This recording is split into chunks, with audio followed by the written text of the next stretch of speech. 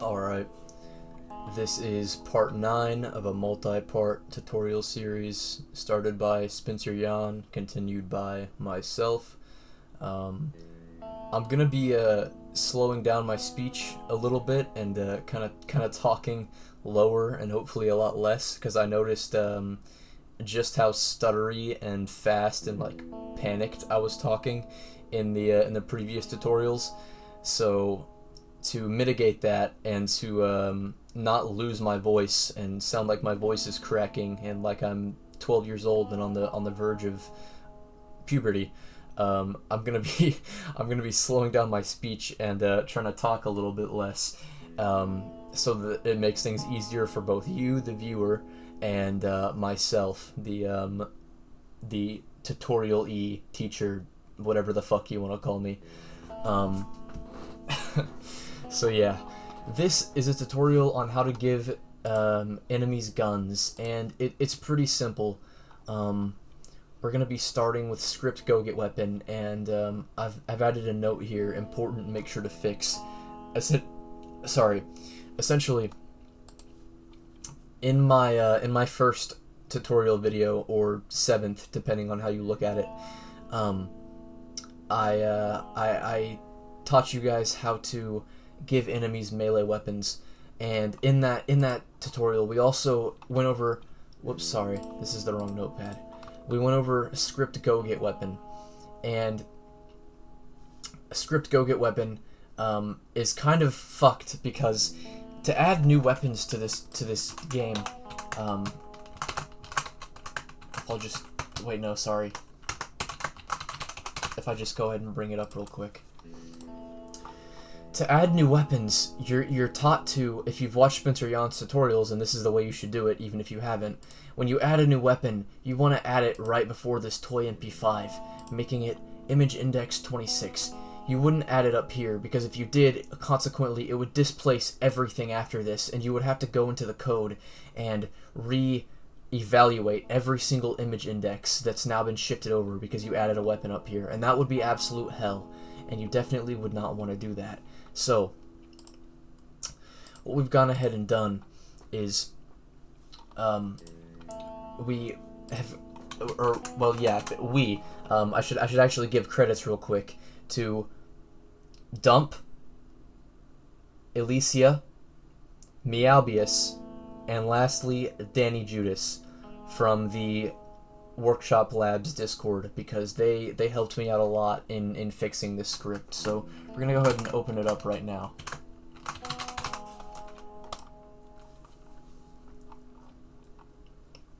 Now, this is basically what the original script is going to look like. I'll go ahead and full screen it here. It's basically like this, and then it goes down here, and you have all the weapons that the enemies can pick up listed.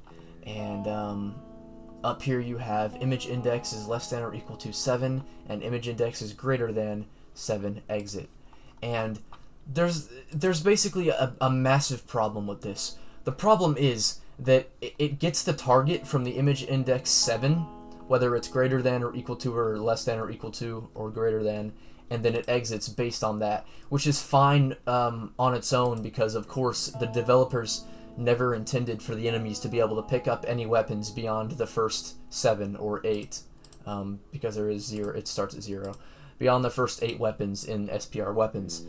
So this would work fine normally, but obviously if you're a modder and you want to mod the game and add a bunch of new weapons, you're going to want to give enemies these new weapons, and because they're at image index 26 and above, it's going to fuck up, because if you change this to 26 and change this to 26, which are the new maximums essentially for your newest weapon, it's gonna fuck up, because it's going to make the enemies think that they can now pick up every weapon listed before 26, even though you probably do not want them to pick up every weapon before 26. Now, as Meowbius has said in the Discord, you could just be mentally ill and make it to where the enemies can pick up every single weapon in your mod, just like the player can. but that would be fucking insane, because if you add something like a flamethrower or a grenade launcher, you're probably not going to want the enemies to be able to pick that up. That would be absolutely absurd. So yeah, luckily there is a workaround to this, and I've gone ahead and posted it on Pastebin, and I'll put this Pastebin in the description. Again, credits to these amazing fine people right here who helped me out with this script. So go ahead and just copy and paste this in to your scrGoGetWeapon, and go ahead and hit Control-A and backspace and delete everything, and hit Control-V and copy this all in. I will go ahead and go through this entire script for you real quickly. So first, we have valid weapon, and this is an array. You might be asking, well, what's an array?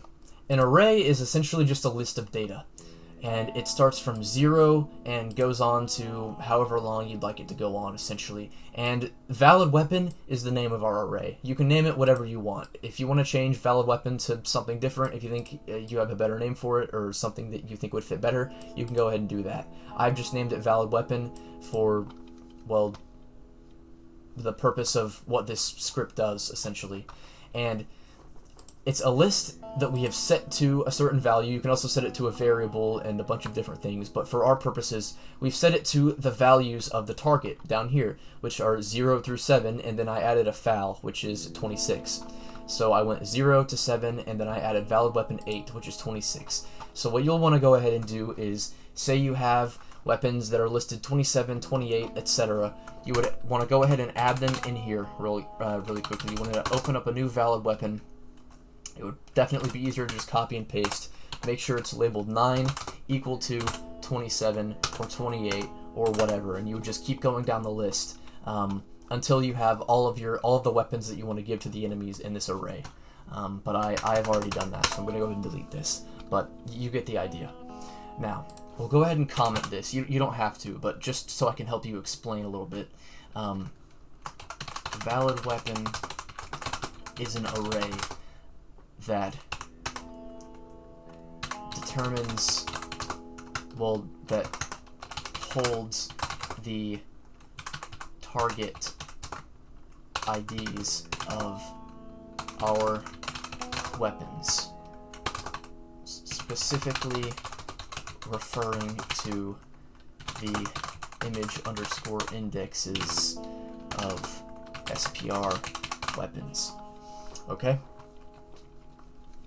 So, global variable check is just a global variable that checks for something. I don't know exactly what this does, but yeah, it's probably important, so just leave it. Script to move solid on enables the script to move solid. If weapon find equals 0, weapon find is essentially a variable that determines whether or not the enemies will look for a weapon. I is a variable that determines a bunch of different things in the script. We'll go over it later. Target equals 0 is the target, which in our case is a weapon on the ground. As you can see, if we go down here, if check reload, I believe checks the ammo of a weapon or something something similar to that. It's setting it to 10 here. Global.check equals 0. While I is less than instance number object weapon and global.check equals 0, target equals script instance nearest object weapon I. So it's basically script instance nearest gets the, well, instance nearest, and here we're setting it to object weapon, so it's getting the nearest weapon on the floor, which could be whatever, right? And obviously we're gonna want that weapon to be something down here. Otherwise, ignore it, right, if it's not listed, which we'll get into in just a second. So here, this is where it sort of differs. Normally, in the regular script, if I bring it up real quick, this is what the regular script looks like. So normally, it would go on to say, if target.image_index is less than or equal to 7, run the rest of this. But here we've changed that, because we don't want that, of course, because that'll cause an error. For any weapons that are on the ground the enemies try to pick up that are not listed. So here we've replaced it with a for loop, which is a loop over of this array. It basically loops through this array and checks it for a value, and if that value is if the value in this array is found, essentially, for the weapon that's on the ground, the enemy will be able to pick it up, and that's essentially what this array determines. So right here I've commented, check if the image index is within the valid range. So it's been changed to if instance underscore exists target, which the target is, again, it's going to be a weapon. Variable, here we're defining variable is valid weapon, and we're setting it to false by default, and we're defining variable j. This will help us loop over the array. And we're opening a for loop right here. For j equals 0 by default, j is less than array length 1d, and this is referring to our array valid weapon, and 1d refers to the one-dimensional array. There's two-dimensional arrays and there's one-dimensional arrays. This is a one-dimensional array, and it's referring to our array, and then j++ is basically telling it to loop through. If valid weapon j equals equals, which equals equals is comparing it to target.imageIndex, so it's comparing valid weapon j to target.image underscore index, and j is essentially the variable for the value. So it's comparing the value of one of the values of our entire array to target.image underscore index. And if there is a valid ID in here for the weapon that is on the ground, set is valid weapon to true, and then break. And then if is valid weapon, so it's coming down here and breaking, and if is valid weapon, so if the weapon on the ground is a valid weapon, which will be set to true if one of these values is checked and the weapon on the ground has one of these values, pertains to one of these values, valid weapon will be set to true and the enemy will pick up the weapon. Otherwise, if it's not up here in the array, the enemy will ignore it completely. From that point forward, the script is essentially pretty much the exact same. If not scrCollision.ext, this is handling collisions. Global.check is set to 1 here. Weapon find is set to 1. I plus equals 1. This is all essentially the exact same script. Although we did remove, I believe the only thing that's been changed so far aside from this, of course, is that we removed target equal to -1231423. I'm not exactly sure why I ended up removing that, but I did, so yeah. Anyways, we get down here, script move solid off is turning off script move solid, essentially. Setting image speed to 0.1. Else, so here, this is where everything, and the original script here just has a bunch of if statements. Here I've wrapped it in if and else if statements. You don't have to do this if you don't want to. I just think it makes the code look a lot prettier and nicer and neater and easier to read, in my opinion. So yeah, but you can just leave it as if statements if you really want to. It'll function the exact same either way. So this is a list of our weapons. If target.image underscore index equals 0, and it's setting it to create an instance if the weapon on the ground is image index 0, and setting the object enemy to into sprite underscore index sprite ewalk imp16. So if there's if the enemy is unarmed and 0, 1, 2, 3, 4, 5, 6, 7, or 26 is the value of, or image index value of the weapon on the ground, it's going to read through this array and it'll return here, and it'll create an enemy or a melee enemy, and it will set their sprite index to the sprite of them walking with the weapon that you want them to pick up. So if it's a shotgun on the ground, it'll check this array, and then it'll create object enemy, and it will set their sprite index to them walking with the shotgun because they're picking up the shotgun. And yeah, it's just essentially, obviously it'll start from 0 to 7. When you copy the script, it'll be set to 26 and set to FAL. Obviously change FAL to your weapon, of course. That should be obvious, but you know. And then set the image index to whatever. And then if you have any more weapons, just add another else if statement, and then target.imageIndex, and then set it to your image index, and then my ID, and make sure you add it in this array as well so that it gets checked in the array. Otherwise the enemy won't be able to pick it up and they'll just ignore it completely. And then here, instead of if instance exists target, or sorry, here instead of if target.imageIndex is greater than 7 exit, we're just going to tell it to exit if the weapon on the ground is not in this list. So else it's going to exit, which means if not, essentially exit. If none of these weapons are found, exit. I just explained that. I just repeated myself 3 times. I do apologize. Now, if instance underscore exists target myid.ammo equals target.ammo, this is setting the ammo, and yeah, setting the ammo.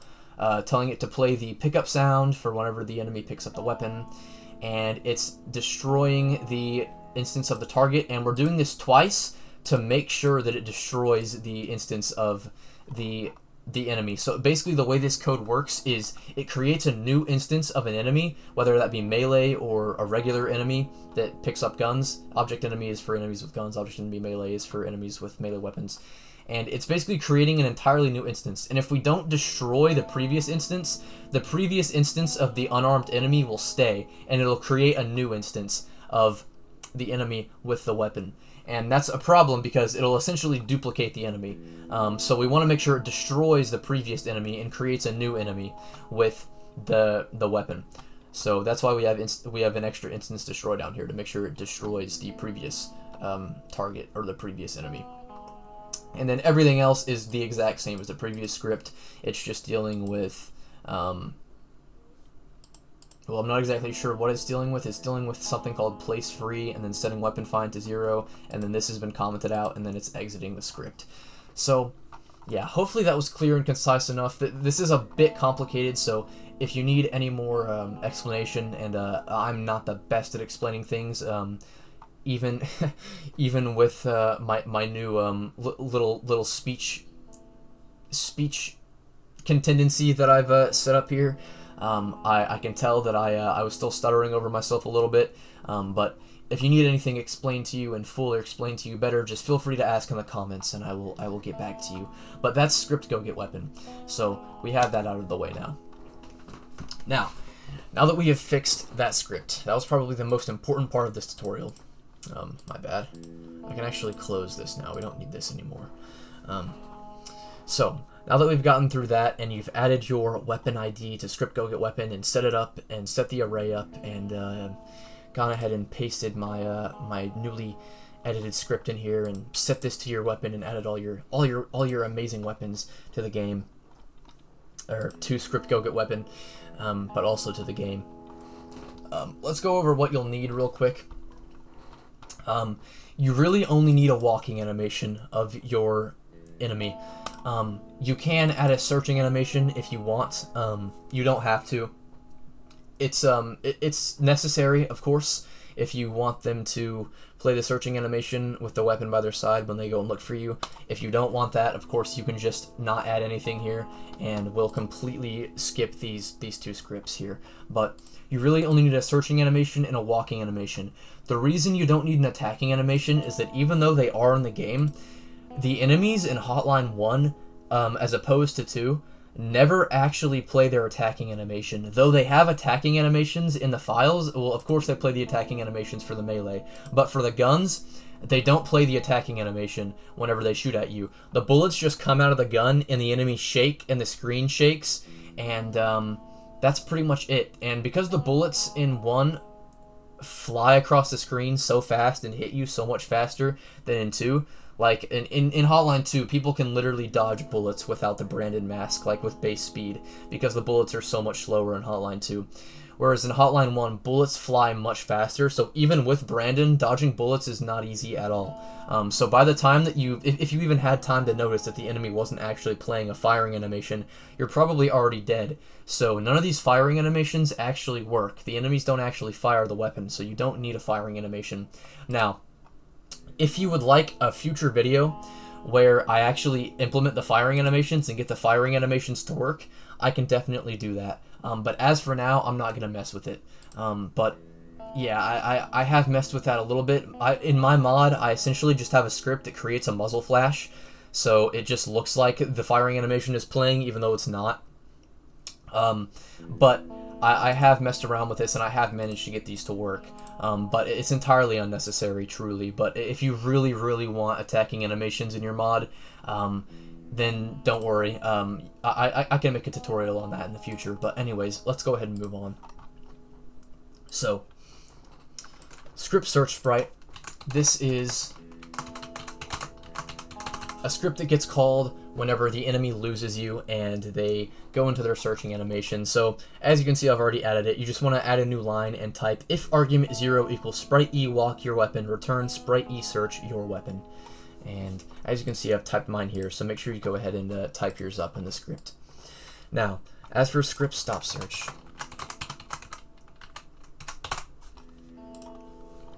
this is essentially very, very similar to scrIsSearching, or not scrIsSearching, scrSearchSprite, sorry,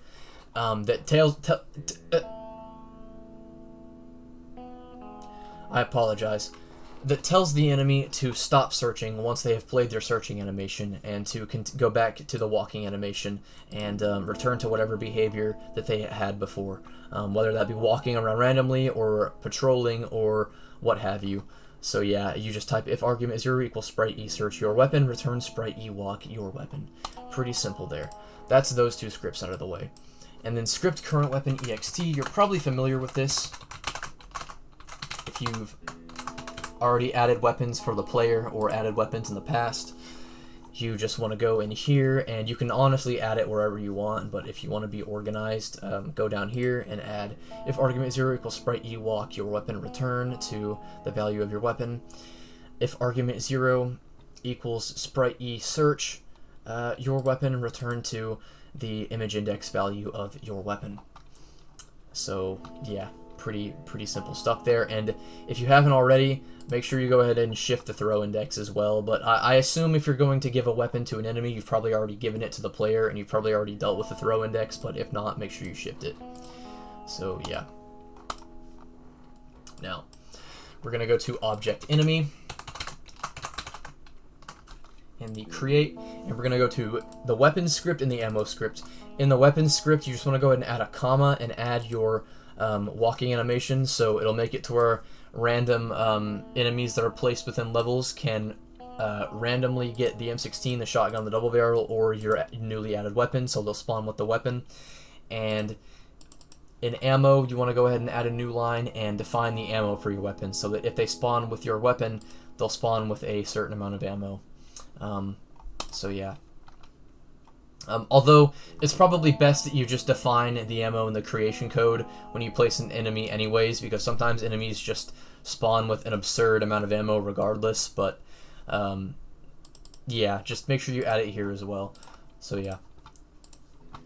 Next, this is the final script, and probably the second most complicated, but it's really not that bad. It's very similar to scrPlayerShoot, which I'm sure that you have had experience with if you're watching this tutorial video. So scrEnemyShoot. I'll go ahead and open it. And yeah, here, this is where all of the behavior for the different guns is defined. So the M16 for the police and the SWAT and the Mafia, the shotgun for the Mafia and the police, the double barrel for the Mafia, the silencer for the Mafia, and the FAL that I've added, and this will be your weapon. So the easiest way to do this, depending on the weapon you're adding, whether it be a shotgun or whatever, is to just copy the code of the shotgun or the M16 and then change the behavior to fit your newly added weapon. So as you can see, I've added my FAL. So if sprite underscore index equals sprite e walk FAL, if reload, and I've commented it here. A good thing to do would be to comment your weapons so that when you go back into this script to add new ones, you can navigate through this a bit easier, because the green text will sort of separate everything. But anyways, if reload is greater than 0, reload, take away 1 from reload, which reload, again, just checks the ammo, essentially. Else, shake equals 1, and this isn't the screen shake, this is shaking the enemy to make it look like they're firing their weapon, or like getting some kickback from firing their weapon. Ammo minus equals 1, this is taking away 1 from the ammo. So yeah, whenever they fire the weapon, ammo is getting subtracted by 1, of course. This light equals 10 is the muzzle flash, essentially, or like a certain amount of light that's created near the barrel of the gun when weapon is fired. So you can change this if you want, if you have a weapon that you want to have an absurd or increased amount of muzzle flash. Global.shake is the screen shake, so whenever the enemy fires the weapon, the screen will shake. This plays the gun sound, the sound of your gun. I haven't added one because I'm a lazy fuck, so it just plays the M16 sound. Mask index is the mask of the sprite, essentially. So if you added a mask to your sprite up here, it will apply that. Reload equals 10 is the fire rate. So actually, if you decrease this, the fire rate will actually be higher. So for the M16, it's set to 2, I believe, by default. For the FAL, because the FAL is a semi-automatic weapon, I want it to be a bit higher, so I've set it to 10. So yeah, increase that or decrease it depending on what you want the fire rate of your weapon to be. Now, this is handling what happens if the bullet hits a solid object, such as a wall, and it's creating object smoke hit, which is just a little plume of smoke, like a little cosmetic effect whenever a bullet hits a wall. And this is setting it to myid.image_angled equals image angle. This is the image angle of your sprite pertaining to the indice that you set for the sprite. Global.dir equals angle. This is setting the direction to the image angle up here that we already defined up here. With my_id, move contact solid, global.dir 16. I'm not exactly sure what this handles, but it's not super important anyways, so don't worry about it. MyID equals instance create, and this is creating the bullet, and here this is creating the X and the Y and the length and direction that the bullet will come out of, essentially. Here it's set to 26 for the M16. If you notice that the bullet is coming out above the barrel or below the barrel or an absurd distance away from the barrel of your gun, just go ahead and play around with these two values until the bullet looks like it's coming straight out of the barrel of the gun. It's kind of just a trial and error thing, and it is annoying, but yeah, it's something you'll have to deal with when making new weapons every now and again. But yeah. So if instance exists myid, myid.direction equals angle 10 plus random 20. I believe this is setting the accuracy for the weapon, essentially. So whenever the enemy fires the weapon, it's going to sort of fly a certain distance in a random direction, similar to how a real gun would. The bullets would kind of go in random directions, because obviously your accuracy isn't going to be perfect. So it's just setting that so that the bullets kind of fly off in random directions. And then myid.speed equals 12 plus random 4. This is the speed of the bullet, so it's essentially setting the bullet to 16, but this random 4 chooses randomly, I believe, from a value from 0 to 4. But it's basically just 16. I think the only weapon that's set to 16, like, definitively, is the silencer. But you can set it to 16 if you don't want it to have this random 4 value, or you can change it around if you want the speed of the bullet to be an absurdly, like, high or low speed plus a random amount, or you can remove the random entirely and just set it to a definitive speed. It's up to you. Again, this is pertaining to the image angle and setting the direction of your sprite. This creates the shell or the bullet casing of the bullet flying out of the weapon. This code is pretty perfect. You rarely ever need to change it, but if you want to, you can play around with the values if the shell is getting created like an absurd distance away from the character. And then sprite_index, you can add more shells if you want. This is the M16 shell. I believe there's also a 9mm shell and a shotgun shell. Those are the only 3 shells in the game, but you can add new sprites for different shells if you want, and they'll get created down here. And yeah, you can change this. Like, say you had like very specific ones, like Sprite 762 shell or something like that. You could go ahead and do that, and it would create the shell. And then it's setting the direction, so setting the direction to 20 plus random 30, and it'll just fly off at a random direction. And this is setting the speed that it flies out of the gun at, so 1 plus random 3. And yeah, that's basically everything. I will now show you how to add the enemies with your weapon to a level. So we'll go ahead and get into that really quickly. And again, I feel like I didn't go over this well enough. This is basically this right under object bullet, this myId.direction equals angle 10 plus random 20. This is setting the accuracy for the weapon. Just to reiterate that. So you can decrease this if you want a more accurate weapon where the bullets don't spread out and, you know, come out of the weapon. Like whenever they shoot out of the weapon, they don't spread to like very absurd or like random degrees. Like if you want a very, very accurate weapon, of course you would make these values lower. If you want a weapon that's very inaccurate and the bullets kind of just go all over the place and spread around randomly, like maybe a minigun or some kind of like Glock with a switch or something, you know, something inaccurate, then you would of course increase this. If you want something more accurate, decrease it. So just to kind of go over that again, I feel like I didn't explain it too well initially, but anyways, that's scrEnemyShoot. Now we're going to add the enemies to a level, so you'll go to rooms, playable levels. I have chosen Decadence because it's my favorite level, but you can choose whatever level you'd like. So once you're in the level, go ahead and go to objects, and I'm actually gonna, I added some extra instances that I really didn't need to. I'm gonna go ahead and delete them. So I added an instance here at the beginning. I'm gonna go ahead and delete this guy. Whoops, I did not mean to do that. Go to objects, go to enemy, and object enemy or object enemy patrol or object enemy stationary. Any one of these enemies with a gun, you can go ahead and select. I'm just going to select object enemy, go ahead and place them down in here, and I've added some creation code where I defined the sprite index of the enemy, so they'll for sure spawn with this weapon, and I defined the ammo. So I'll go ahead and do that in the creation code of this enemy as well. So this will make sure that he spawns with a FAL and make sure that the ammo is set to 20.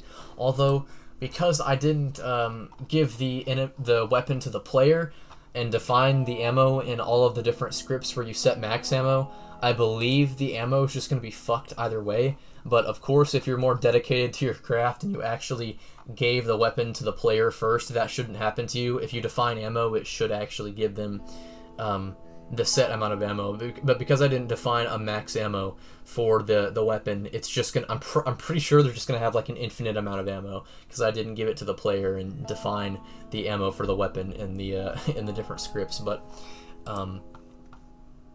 that should be fine if you did. Of course, you should never give an enemy a weapon if you haven't given it to the player first. There's pretty much no reason to do that. The player should probably be able to pick up every single weapon in the game. There shouldn't be a weapon that only the enemies can wield.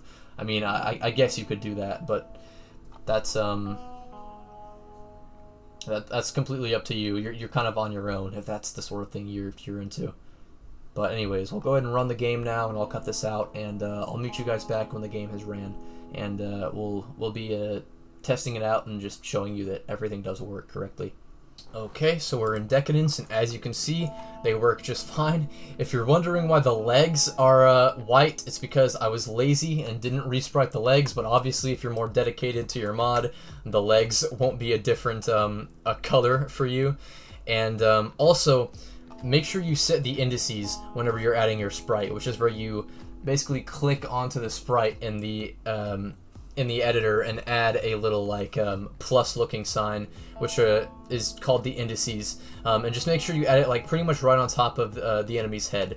I'll go ahead and show a clip of what that looks like, just so that the legs and the body aren't you know, disconnected from the actual body of the enemy. Otherwise they will be. So yeah, just make sure you set the indices. And now if we walk in here, I can punch these guys, and as you can see, their sprites changed because again I was lazy and didn't resprite it, and they'll get up and pick up the weapons and gun me down. And I can't pick it up myself because I didn't add it for the player, but as you can see, they do work. If I kill this guy and delete his weapon and delete this guy's weapon and throw this hammer over here, as you can see, it'll change because I didn't, again, I was lazy and I didn't change the indices of the throwing weapons, but he won't try and pick it up. If I throw this at him, as you can see, it changes into the fucking toy MP5, but ow, I got gunned down. But as you can see, they will ignore weapons that they're not supposed to be able to pick up. So if I smack this guy, kill this guy, can throw this. As you can see, he's going to pick up that weapon right there. He's going to ignore this one entirely. He's not going to go for it. So, you know, yeah, and it just works, essentially. There's no, not really anything else I can test this with. Obviously, the enemies can pick up the silencer, but you've seen that it works. Essentially, if the glitch was still persistent, they would basically run to the weapon that I threw on the ground earlier, and they would try and pick it up, that throwing weapon right there, and it would crash the game because they're not supposed to be able to pick up throwing weapons or weapons that aren't listed. But as you can see, they ignored it completely and went for the weapon that is listed. So it does indeed work, and the searching animation works, as you can see, and yeah. I think he's kind of stuck at the moment. I'm not completely sure why. That might be because I forgot to define the search animation somewhere. Give me just a moment. Yes, sorry. One more thing I forgot. There's also scrIsSearching that determines whether the enemy is actually playing their searching animation. There's scrSearchSprite, which is where you just define all of the different search sprites, and then scrIsSearching, which determines whether or not the enemy is searching and tells them to play their searching animation, and then scrStopSearch, which tells the enemy to stop the searching animation once they're finished. So make sure you also add it to scrIsSearching. That's the reason I was wondering why I said scrIsSearching earlier and then corrected myself. That's because it is a script that exists and I forgot to define it. But make sure you define your weapon in here. Equals SPR whoops, not walk, SPRE search foul, return true. And then if I were to go back into the game, I'll go ahead and cut this out. And if I can get one of the enemies to play their searching animation, I will showcase that it does indeed work. So I'll try and get this guy to chase me and then lose him. Yep. Oh fuck. Oh fuck. Well, of course. Well, as you can see, it does work, because if he was stuck in the animation, he wouldn't have been able to shoot me. But yeah. So we'll try and get that to play again. Try and alert him and then run away. Oh god. You motherfucker. God damn it. Hold on, guys. I can do this. You fucking bastard. Hold on. I have an idea. Let me just clear out this room. Chase me, buddy. And as you can see, he played a searching animation and then it stopped. Let me see if I can just get a better result here. Oh god, if he'll stop chasing me. He plays a searching animation and then returns to the walking animation, and it does indeed work. So yeah, just had to die a couple times to get a correct test of that. But as you can see, it does indeed work. The enemies can fire at me and shoot me, and the fire rate is decreased as well. So when I changed the reload, that worked. The bullet comes out of the barrel of the gun, and everything works very nicely. If we test the M16, as you can see, they fired multiple shots, whereas opposed to the FAL, they normally just fire one shot to take me down because of the decreased fire rate. And yeah, that's that. I hope this tutorial was informative. I hope it helped. I apologize for wasting your time at the end there and forgetting about one of the scripts, but yeah. Other than that, it's very easy to give enemies guns as opposed to melee weapons. Melee weapons, you have to do a bunch of stuff. And we also went ahead and fixed scrGoGetWeapon. So if you watched my melee weapon tutorial, how to give enemies melee weapons, and you were getting an error, I do apologize for that. This is the fix. And I will be leaving a pinned comment on that last video and updating it to tell people to come here to go ahead and fix that script. But yeah, thank you for watching. I'll see you in the next one. Happy modding.